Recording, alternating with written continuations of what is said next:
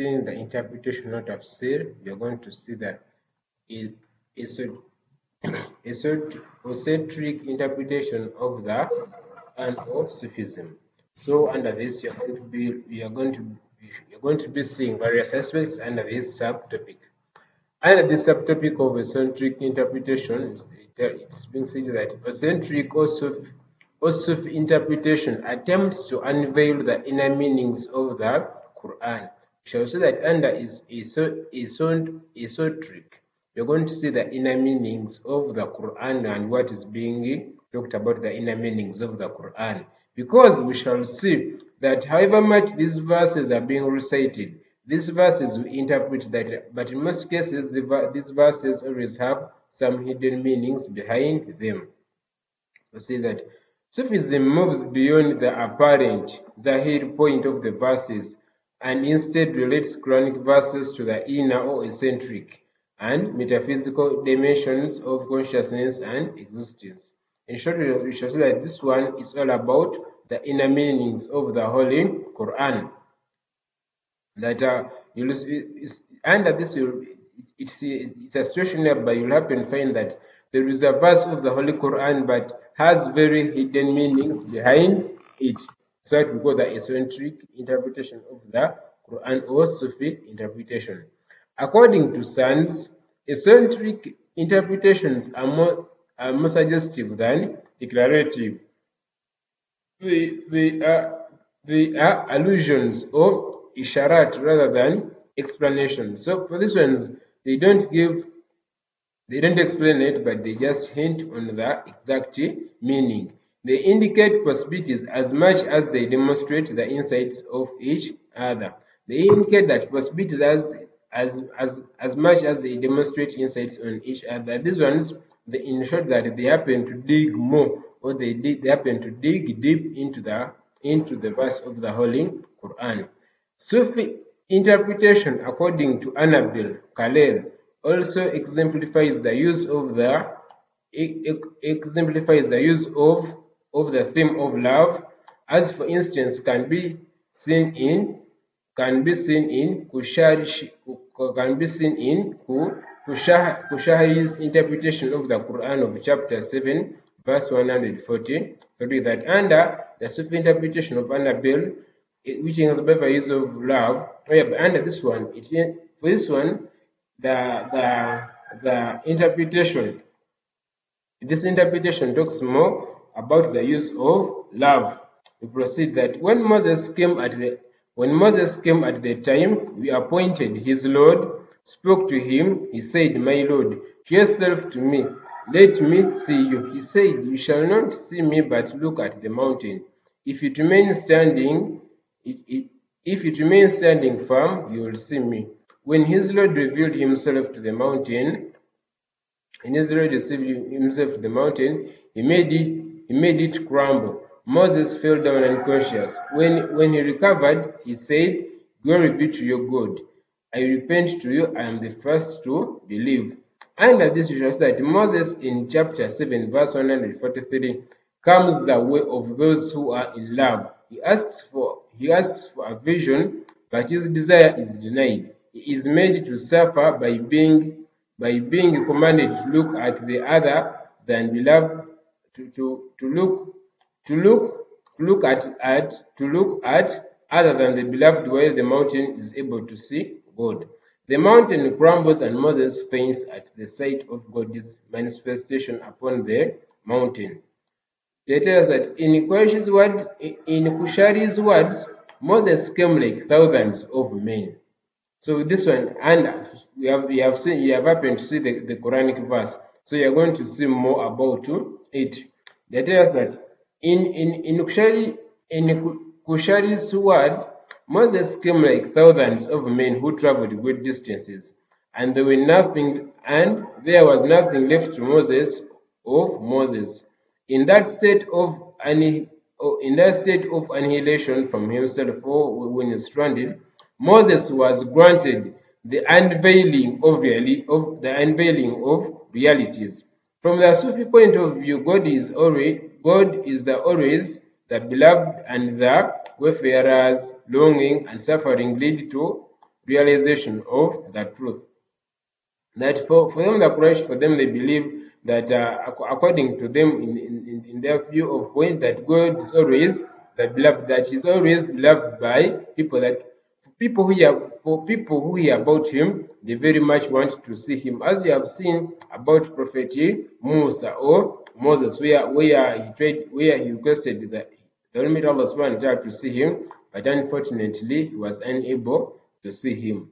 Instead, when he was told to do what he was commanded, instead trembled and also fell down unconscious. So, in the Quraysh, in the Kushahari's words, this for him emphasizes more of love.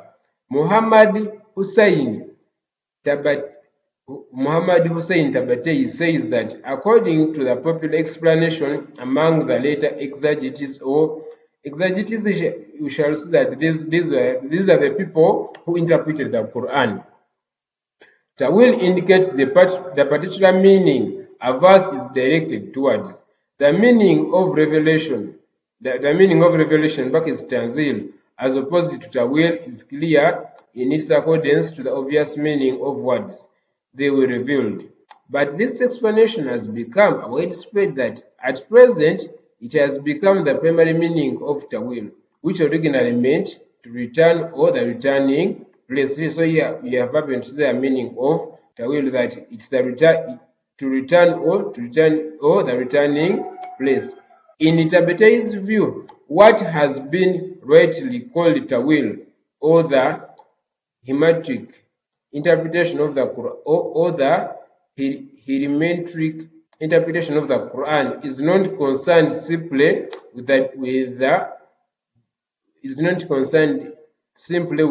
the denotation of words. Rather, it's concerned with certain truths and realities that transcend the comprehension of the common run of men. Yet it is from these truths and realities that principles of doctrine and practical injunctions of the Quran the injunctions of the Quran issue. For it is being said here that yet in this form, these truths and realities that the principles of the doctrine and the practical injunctions of the Quran issue forth. For him, he says that rightly are called the ta'wil or interpretation of the Quran are simply only concerned with the simple words of the Holy Quran. We proceed that interpretation is not the meaning of the verse, rather it transpires through the meaning in a special sort of transpiration. That interpretation is not all about just translating that from Arabic from Arabic to English. There is a spiritual reality which is the main objective, ordaining a law, or the basic aim in describing a divine attribute. And then there is an actual significance that the Quranic story refers to. According to this one, they say that however much that Allah subhanahu wa ta'ala revealed that verse and also talks about that verse, but according to these ones, that they believe that there is always a hidden meaning, or there's a certain message Allah subhanahu wa ta'ala was trying to pass over. According to Shia beliefs, those who are firmly rooted in knowledge like Muhammad and the Imams know the secrets of the Quran. So according to the Shias, for them they believe that people like Prophet Muhammad and the Imams, they know the secrets of the Quran, that they deeply know the hidden secrets of the Quran. According to Tabataei, the statement according to Tabataei the statement known according to Tabataei the statement that you're going to see, none knows its interpretation except God, remains valid without any opposing or qualifying clause. That for him, he says, he believes in a statement which says that none knows its interpretation except that nobody knows the clear interpretation of the Holy Quran except Allah subhanahu wa ta'ala, who revealed it to mankind, or the person who or Allah subhanahu wa ta'ala who came up with it. Therefore, so far as this verse is concerned, the knowledge of Quran's interpretation is reserved for God. That after seeing this statement, you say that the knowledge of the Holy Quran is reserved with God, that is reserved with the Almighty Allah subhanahu wa ta'ala. Because we shall see that in some verses like Alif Lam Mim, it first do not know the meaning. It's Allah subhanahu wa ta'ala who knows the meaning. But Tabatabai uses other verses and concludes that those who are purified by God know the interpretation of the Quran to a certain extent. For him, Tabatabai believes that those people that God has purified, for them they know Quran, they know the interpretation of the Quran to a certain extent. According to Tabatabai, they are acceptable and unacceptable authentic interpretations. But for him, he believes that they are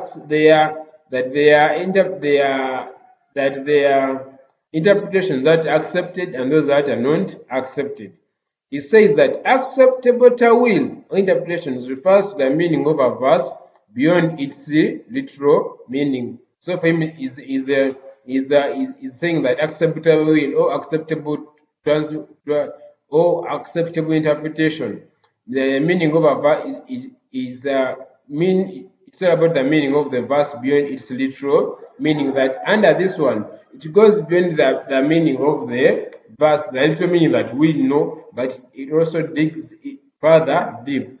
Rather, the implicit meaning, which ultimately is known only to God and can't be comprehended directly through human thought alone. That the acceptable ta'wil is that of which Allah subhanahu wa ta'ala knows, with the human beings that happen not to be knowing. The verses in question here refer to the human qualities of coming, going, sitting, satisfaction, anger, and sorrow, which are apparently attributed to God. Unacceptable ta'wil is where, according to, you are seeing after having seen the acceptable ta'wil. So here's that the unacceptable ta'wil is where one transfers the apparent meaning of a verse to a different meaning by means of a proof. But under the unacceptable ta'wil or the unacceptable translations, where it refers to the apparent, whereby the apparent meaning of the verse, to where somebody transfers the apparent meaning of the verse to a different meaning by means of proof. So, a person might interpret a verse, but he transfers the meaning to another one, but also brings proof to show to confirm to us that what he's saying is true. This method is not without obvious coexistence. This method is not without obvious coexistences. Under this, that it doesn't have obvious coexistences. Although this unacceptable ta'wil has gained considerable acceptance, it is incorrect and cannot be applied to the Quranic verses. The correct interpretation is that reality. The correct interpretation is that reality a verse refers to. So he's saying that the correct interpretation is that what the Quran refers to. Being here is that it is found in all verses that the decisive and ambiguous alike. It is not a sort of a meaning of a word. It is a fact that is too sublime for words. God has graced them with words to bring them a bit nearer to our minds, but in most cases is having something hidden, is trying to deliver to us. In this respect, they are like proverbs that are used to create a picture in the mind and thus help the hearer to clearly grasp the intended idea. That under this, the acceptable ta'wil, that under this we shall see that in most cases there is that meaning that you want to get, but Allah subhanahu wa ta'ala, to simplify the words, he uses the word, he simplifies them as words, but trying to draw a clear picture for us for what he's trying to mean. Assalamu alaikum wa rahmatullahi wa barakatuh.